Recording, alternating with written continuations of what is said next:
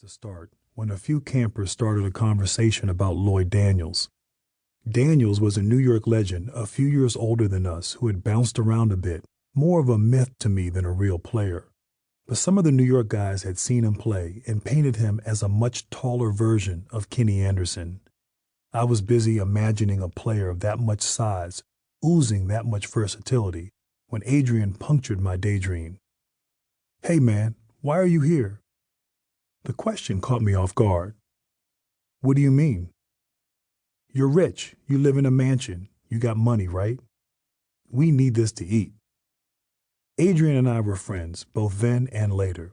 He advanced to play at Syracuse and overseas before becoming one of Jim Boeheim's assistants at Syracuse.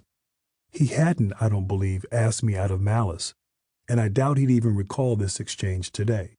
But I figured he had somehow learned my backstory, that my dad had attended Yale and played in the NFL, that my mom was a successful businesswoman. Adrian's question was one of the first times an internal conflict had been projected outward. I grew up aware of my parents' accomplishments. Sometimes they intimidated. Often they inspired. We might not have lived as grandly as Adrian or others envisioned, but we were comfortable. At the same time, I spent most of my childhood wanting to blend into the background. Every article written described me as a son of an ex-NFL player. I'm not necessarily proud of this now, but I used to hate that characterization. I wanted to prove I could stand on my own. Me busting tables showed that I was earning my way at camp. Now it seemed like Adrian was trying to take it away. Was he implying that I was there only because of my parents? That I needed to travel a specific journey and come from a certain background to be ambitious?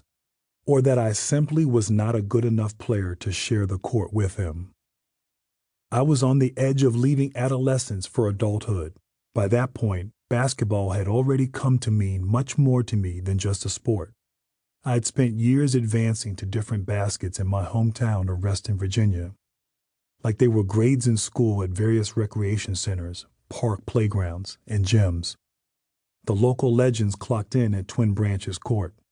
The court was a blacktop where one rim hung lower than the other, the result of the iron bearing a few too many gravity-defying dunks.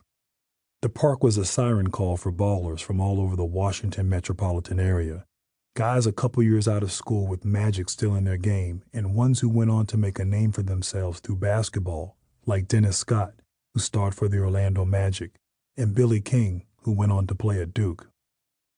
That court didn't offer much room to maneuver. With one step over half court, you'd be at the top of the key. Another, and you'd be in the lane. The intimacy forced physicality. It was a man's court. Someone couldn't just walk on and play. You earned your spot. A couple dozen people usually stood near the park's tiny bench. Fights erupted over claims for next. Winners stayed. Lose, and you waited another hour or two before setting foot on the blacktop again. My childhood best friend, Michael Ellison, and I rode our bikes to watch games at the park at around the age of 10, apprentices watching masters ply their craft. We'd hope for a pause in action when we could lob up a shot before being shouted away. I played for the first time on the court at around the age of 12, fresh off a recent growth spurt.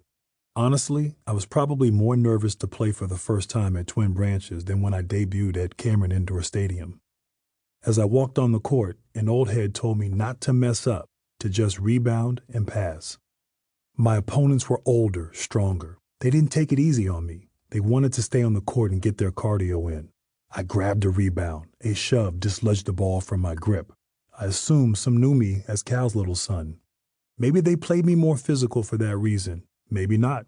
I just wanted to get the job done. I didn't say much out there.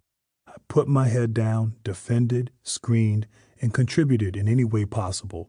I fought to not give an inch. A shot went up, the ball careened off the rim, and I grabbed the rebound and laid the ball home. A purity has always existed in basketball. The game is rooted in democracy. You could be on a team full of strangers with no scoreboard, no coach roaming the sidelines calling plays. Instinct pulls your body in different directions before your brain catches up. The flow of the game dictates when you cut, pass, or shoot. The game exposes you, laying your strengths and weaknesses bare.